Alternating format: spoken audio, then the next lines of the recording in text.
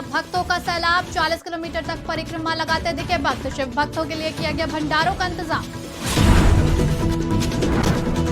Dubai theme प्रदर्शनी का हुआ शुभारंभ, अयोध्या लोकसभा सांसद लल्लू सिंह बने मुख्य अतिथि। 2 महीने तक चलेगी दुबई थीम प्रदर्शनी। मेरठ में करंट लगने से 6 कांवड़ियों की मौत, 21 जिलों में जारी किया अलर्ट। परिक्रमा मार्ग का निरीक्षण कर लोगों को किया जागरूक। गंगा नहाने गए 2 छात्र लापता, गोताखोरों ने गंगा नदी में की खोजबीन। 2 में से एक छात्र का मिला शव। नमस्कार, मैं हूं आपके साथ नबीला उरूज और आप देख रहे हैं आज की खबर। रुक करते उत्तर प्रदेश की बड़ी खबरों की तरफ। मेरठ में 6 कांवड़ियों की मौत के बाद अलर्ट जारी कर दिया गया है। वहीं हादसे के बाद आगरा DVVNL कांवड़ियों के बीच पहुंचे और परिक्रमा मार्ग का निरीक्षण कर लोगों को जागरूक किया। साथ ही बिजली के खंभे और ट्रांसफार्मर के आसपास से दूरी बनाकर चलने की अपील की। वहीं हादसे के बाद से 21 जिलों में अलर्ट भी जारी कर दिया गया है। नहीं, एक तो हमारे विद्युत विभाग के द्वारा जो भी कांवर का रूट है उसको पूरा हम लोग जहाँ भी संभव मतलब जहाँ भी आवश्यकता है वहाँ हम लोग पॉलीथीन लगा रहे हैं। साथ ही साथ हम लोग ये भी इंश्योर कर रहे हैं कि इसका व्यापक प्रचार प्रसार हो कि जो हमारे खंभे हैं, बरसात के समय कई बार ऐसा होता है कि उसमें करंट की संभावना रहती है, तो लोग उसको उस पर आसपास टेंट ना लगाएं, सारी चीज़ें ना करें, और इसका व्यापक प्रचार प्रसार कर रहे हैं लोगों के माध्यम से। और जो हमारे कैलाश मंदिर के महंत जी भी यहाँ आए हुए हैं, इनसे भी हमने अनुरोध किया है कि लोगों को। आगरा में सावन के दूसरे सोमवार में लगने वाली ऐतिहासिक परिक्रमा में भक्तों का सैलाब उमड़ा, जहां हजारों की संख्या में नंगे पांव 40 किलोमीटर तक भक्त भोले बाबा की परिक्रमा लगाते नजर आए। साथ ही आगरा के कई मंदिरों में भी जलाभिषेक के लिए भक्तों की भीड़ उमड़ी। तो वहीं शिव भक्तों की सेवा के लिए जगह जगह भंडारों का भी इंतजाम कराया गया। अमरोहा में पेड़ से लटकते मिले लापता छात्रा के शव से हड़कंप मच गया। पहचान होने के बाद परिजनों ने हत्या की आशंका जताई और पुलिस को मामले की सूचना दी। मौके पर पहुंची पुलिस ने शव को पोस्टमार्टम के लिए भेजा और मामले की जांच में जुट गई। हिमाचल प्रदेश के मिल्कीपुर क्षेत्र में एक ही परिवार के 11 लोग के लापता होने की खबर है। बता दें, लापता हुए लोग कुमारगंज थाना क्षेत्र स्थित टोंजा गांव से कुल्लू मनाली के लिए निकले थे। तो वहीं परिवार के लोगों ने आशंका जताई है कि वहां खाई में गिरी एक बस में ये 11 लोग सवार थे। जब काफी दिनों तक परिवार के सदस्यों से परिजनों का संपर्क नहीं हो पाया तो परिजनों ने कुमारगंज थाना में इस बात की जानकारी दी, जिसके बाद पुलिस आगे की जाँच में जुट गई। यहाँ से निकले थे वो लोग 7 तारीख, अच्छा, दिन शुक्रवार, तो 8 को पहुँचे चंडीगढ़। चंडीगढ़ से पकड़े बस वहाँ मनाली के लिए। अब मनाली के लिए वो लोग निकले, बीच में क्या हो गया कुछ मालूम नहीं पड़ा। कितने लोग थे? 10 परिवार खुद का था, एक रिश्तेदार था, 11 आदमी थे। तो यहाँ से जब पता नहीं लगा, वहाँ नहीं पहुँचे, तो वहाँ से दामाद फ़ोन किया कि यहाँ वहीं तक पहुँचे नहीं। जब पहुँचे नहीं तो हेर खोज शुरू हो गया। हेर खोज में कोई पता ही नहीं मिला तो थाने पर गए, रिपोर्ट किए हम लोग कल। जब कल थाने पर रिपोर्ट किए तो साहब लोग लिखे पढ़े, फिर मीडिया वाले भी आए थे, वो भी लिख के ले। अयोध्या में दुबई थीम प्रदर्शनी का शुभारंभ किया गया। बता दें, दुबई थीम प्रदर्शनी का आयोजन अयोध्या के नाकाचुंगी स्थित नीलकंठ के मैदान में अयोध्या लोकसभा सांसद लल्लू सिंह ने फीता काट कर किया, जहां प्रवेश के मुख्य द्वार पर लंदन ब्रिज गेट और प्रदर्शनी के अंदर दुबई का बुर्ज खलीफा इमारत, यूनिवर्सल और selfie point I love Ayodhya भी बनाया गया है। वहीं श्रावण मास के शुभ अवसर पर दुबई थीम प्रदर्शनी 2 महीने तक चलने वाली है। खबर अयोध्या से है, जहां बाजार में भाभी को किसी अन्य युवक के साथ देखकर देवर भड़क उठा। देवर ने अपनी ही भाभी की दूसरे युवक के साथ वीडियो बनाने की कोशिश की तो भाभी की नजर पड़ गई और वो फोन छीनने के लिए देवर की तरफ दौड़ी और उसे धमकाने की कोशिश की, जिसके बाद यह वीडियो सोशल मीडिया पर खूब वायरल हो गया।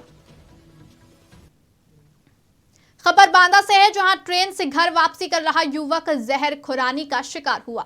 ट्रेन में पहले तो युवक को खून की उल्टियां हुई, जिसके बाद युवक की मौत हो गई।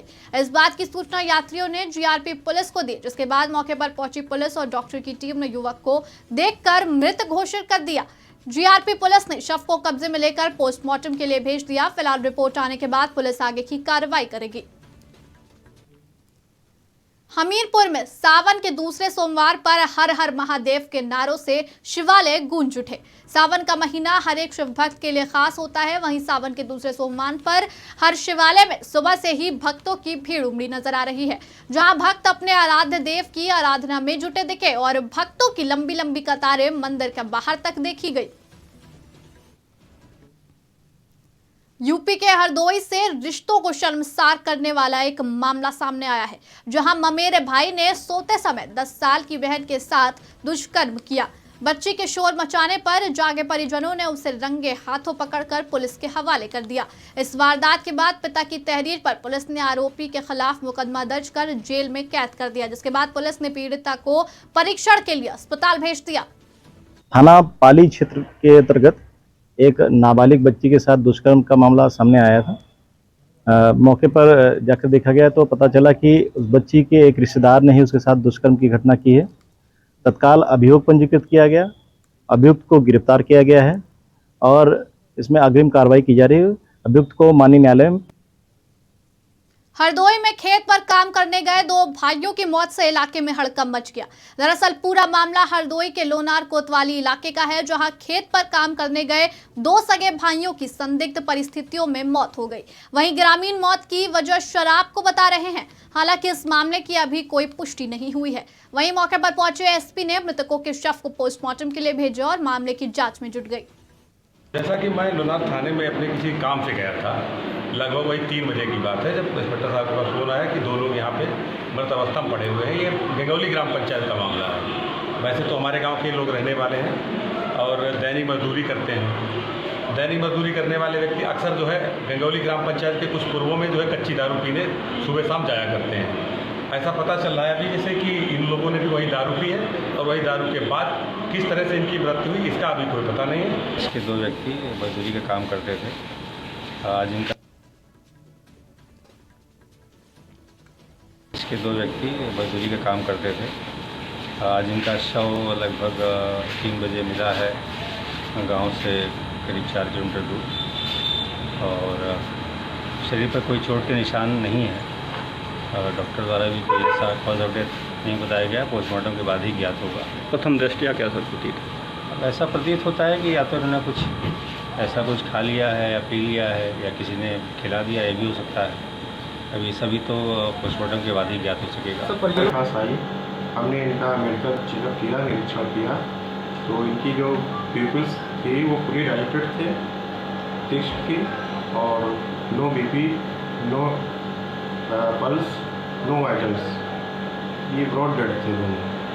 अब इनके परिजनों वाले कहते हैं कि ये मतलब डेली ड्रिंक करते थे, शराब पीते थे। तो अब हमको ये ऐसा लग रहा है कि हो सकता है या शराब के नशे में भी हो सकता है और ये इलेक्ट्रिक शॉक की वजह से भी हो सकता है। तो हमने पुलिस को सूचना दी। 10 मिनट बाद पुलिस आई, फिर पेपर वर्क सारा हुआ, निरीक्षण हुआ। उसके बाद महोबा के पनवाड़ी थाना क्षेत्र से आत्महत्या का मामला सामने आया है, जहां 22 वर्षीय नवविवाहित ने फांसी लगा ली। शव मिलने से इलाके में हड़कंप मच गया, तो वहीं मृतक के परिजनों ने ससुराली पर दहेज की मांग पूरी न होने पर मारपीट कर हत्या करने का आरोप लगाया है। जिसके बाद घटना की सूचना मिलते ही मौके पर पहुंची पुलिस ने शव को कब्जे में लेकर पोस्टमार्टम के लिए भेजा और आगे की जाँच में जुट गई। मैं लड़की का भाई हूँ। अभी हमने बच्ची की बॉडी को देखा है, पूरे शरीर पर उसके मार के निशान है, जो देखने प्रतीत हो रहे हैं कि बेल्ट के निशान है पूरे शरीर में, पूरे जांग, पूरी सीने पे, पूरी कमर में। वो बच्ची को ज़्यादा से ज़्यादा पिटाई लगने के कारण उसकी मौत हो गई। मैडम वो 10 दिन जेल पाई। अभी हमने बॉडी को उन्हें पंचनामा करने के लिए निकाला बाहर, तो हमने वहाँ देखी, उन्होंने दिखाया हमको जख्म बच्ची के, तो हमने देखे कि पूरे शरीर पर चोट के निशान है, पूरे ही शरीर पर, कोई हिस्सा बकाया नहीं है या चोट के निशान ना। देखने में पता ही देखने में लग रहा है कि बेल्ट से मारा गया बच्ची को, पूरे शरीर में लंबे लंबे धारियों के। महोबा में तालाब में डूबकर भाई बहन की मौत हो गई। पूरा मामला कुलपहाड़ क्षेत्र का है, जहां गांव के अन्य बच्चों संग खेलते खेलते भाई और बहन तालाब में नहाने को उतर गए और गहराई का अंदाजा न होने से दोनों की डूबकर मौत हो गई। मामले की सूचना मिलते ही सीएम योगी ने परिजनों को सांत्वना दी और 4-4 लाख रुपए राहत राशि देने के निर्देश दिए।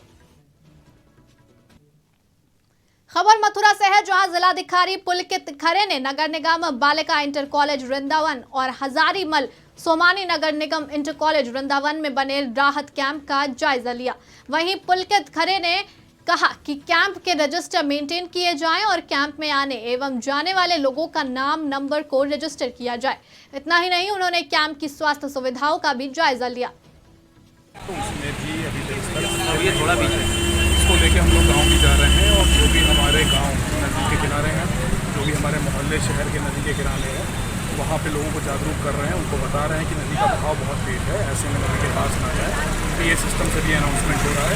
कल रात हमने NDRF की फोर्स मंगाई है और NDRF की भी 2 कंपनियाँ यहाँ पे आ गई हैं, जिनके 8 बोटों के माध्यम से भी लोगों को शरणालय तक ले जा रहे हैं।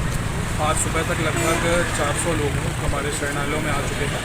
वहाँ शरणालयों में हमने उनके खान पान की, डॉक्टर्स की पूरी व्यवस्था करी है, उसको भी आज मेरे द्वारा चेक करा गया।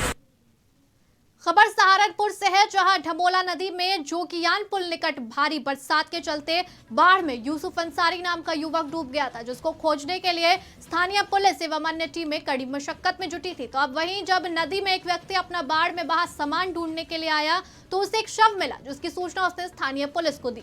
पुलिस ने मौके पर पहुंचकर स्थानीय लोगों की मदद से शव को बाहर निकाला।